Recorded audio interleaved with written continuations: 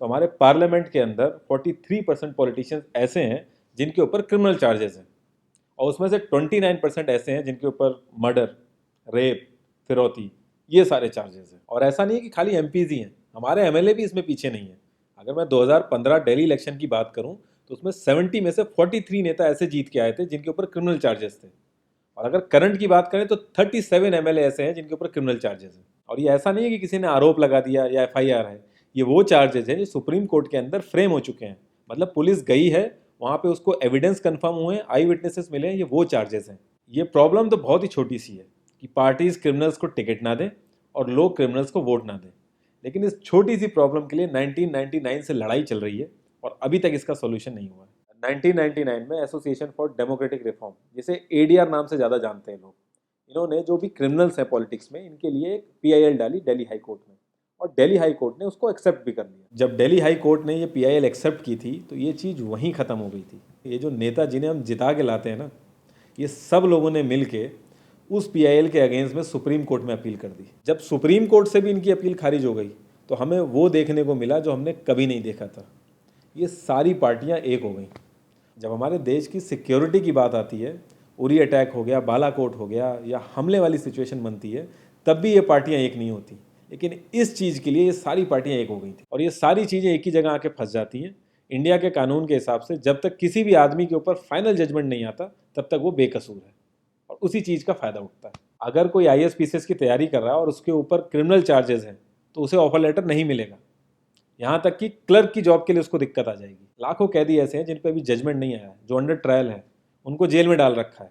तो ये सारी चीज़ें जो एप्लीकेबल होती हैं सिर्फ पॉलिटिशियंस के लिए होती हैं, बाकी किसी के लिए नहीं। इतने बड़े सांसदीय क्षेत्र में पार्टियों के लिए इतना मुश्किल हो जा रहा है ऐसा कैंडिडेट ढूंढना जिसका कोई क्रिमिनल रिकॉर्ड ना हो। एडीआर की रिसर्च के हिसाब से क्रिमिनल कैंडिडेट के चांसेस 3 गुना ज़्यादा होते हैं जीतने के क्लीन कैंडिडेट के मुकाबले। एक क्रिमिनल कैंडिडेट मनी और मसल पावर का परफेक्ट कॉम्बो बन जाता है।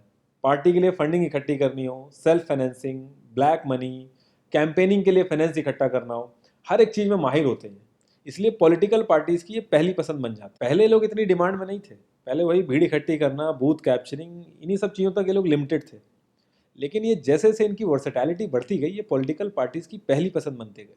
यार पार्टीज की मजबूरी तो समझ में आती है, लेकिन कास्ट और सिस्टम फेलियर की वजह से लोगों की भी मजबूरी बन जाती है इनको वोट देना। आज की डेट में यार एफआईआर करने के लिए भी आपको जुगाड़ की जरूरत होती है, लेकिन वहीं अगर आप अपनी कास्ट वाले नेता के पास जाओगे तो आपका काम हो जाएगा, थोड़ा बहुत आपका हिसाब किताब देखेगा, आपका काम कर देगा वो। तो ये जो सिस्टम कमज़ोर है, ये मजबूर करता है लोगों को इन लोगों को वोट देने के लिए, और ये लोग पूरा ध्यान रखते हैं कि ये सिस्टम कभी स्ट्रांग ना हो। अगर तुम क्लोजली ऑब्जर्व करो तो हर नेता यही तो समझाने की कोशिश कर रहा है कि सिस्टम सारा खराब है, सिस्टम में ये कमियां हैं, और मैं तुम्हें इस सिस्टम से बचा लूंगा। और गरीबों के हक के लिए लड़ते लड़ते लड़ते वो खुद अमीर हो जाता है। यार जीतने का एक सुपर हिट फॉर्मूला है, एक एरिया डिसाइड करो, उस एरिया की कास्ट कैलकुलेशन कर लो, जो कास्ट मेजोरिटी में है उसका रॉबिन हुड टाइप या एक बाहुबली टाइप एक नेता खड़ा कर दो, जो सिस्टम काम नहीं कर पा रहा है वो काम तुम करने लगो, लोग तुम्हें वोट देने लगेंगे। इन केस अगर कोई ज़्यादा होशियार बन रहा है या लोगों में ज़्यादा समझ आ गई है तो एक छोटा सा दंगा करा दो, लोगों की मजबूरी बन जाएगा तुम्हें वोट करना। Centre for media studies CMS, इसके हिसाब से लास्ट लोकसभा जो 2019 का था उसमें 50,000 करोड़ से भी ज़्यादा पैसा इन्वॉल्व था। पूरे वर्ल्ड में इंडिया सबसे ज़्यादा पैसा खर्च करता है इलेक्शन में, यूएसए से भी ज़्यादा। तो यार तुम्हें क्या लगता है, इतना पैसा खर्च करके कोई जब आएगा तो वो रिटर्न ऑफ इन्वेस्टमेंट नहीं देखेगा? ऐसे ही सारी पार्टीज आपस में कितना लड़ती रहती हैं, कितने वैचारिक मतभेद हैं इनके आपस में, लेकिन जब भी ट्रांसपेरेंसी इन पार्टी फंडिंग की बात आती है ये सब लोग एक जैसा राग अलापते हैं। ये लोग कभी भी पार्टी फंडिंग में ट्रांसपेरेंसी आने ही नहीं देंगे। एक बार जब ये लोग पावर में आते हैं ना तो पूरा का पूरा सिस्टम इनके हिसाब से चलता है, और जो पुलिस वाले इनके हिसाब से नहीं चलते ना उनका ट्रांसफर हो जाता है। 144 पुलिस ऑफिसर्स 1 लाख लोगों की सिक्योरिटी देख रहे हैं, और जब हमारे नेताओं की बात आती है तो 47,000 पुलिस वाले 14,842 नेताओं को सिक्योरिटी दे रहे हैं। अब बाहुबलियों को क्या जरूरत है सिक्योरिटी की? कभी किसी क्रिमिनल को देखा है जिसके आगे पीछे आईएएस पीसीएस पुलिस वाले जी हजूरी कर रहे होते हैं? बहुत ही वर्स्ट सीन होता है वो। हर साल रिपोर्ट्स आती हैं कि 75% से भी ज़्यादा लोगों को पुलिस पे भरोसा ही नहीं है। इंडिया एक इकलौती ऐसी जगह है जहाँ पे पुलिस को देख के इंसान सेफ फील करने की बजाय डरता है। एक 15 साल के बच्चे तक को पता है कि आईपीएल में सट्टा लगाने के लिए किसके पास जाना है, लेकिन हमारी पुलिस को नहीं पता। और ये सारा सिस्टम, ये जो वीक सिस्टम है, हमारे नेताओं को बहुत सूट करता है, क्योंकि जिस दिन ये स्ट्रांग हो गया तो इन सब की दुकानें बंद हो जाएंगी। इंडिया की 65% आबादी 35 की एज से नीचे है, जो हमारा लोकसभा है उसकी एवरेज एज है 54 और राज्यसभा की एज 63.5 है। एक दो केस अगर छोड़ दें तो आम आदमी के लिए पॉलिटिक्स में घुसने का रास्ता नहीं है। अगर आप गूगल पे सर्च करोगे ना टॉप 10 यंग पॉलिटिशियंस, तो एक भी नाम उसमें ऐसा नहीं होगा जिसका कोई फैमिली से पॉलिटिकल कनेक्शन ना हो। आज़ादी के बाद से 0.5% से भी कम पॉलिटिशियंस ने अपने बच्चों को आर्मी में भेजा है। वहाँ नहीं भेजते ये लोग। हम लोग इनसे मैनिफेस्टो में डिमांड ही कहाँ करते हैं। हम तो बस रिलीजियस मुद्दे देखते हैं मैनिफेस्टो में और खुश हो जाते हैं। इंडिया ने ब्रिटिश पार्लियामेंट्री सिस्टम अडेप्ट किया और उसमें एक बहुत ही इंपॉर्टेंट चीज़ है शेडो कैबिनेट, वो हमने छोड़ दी।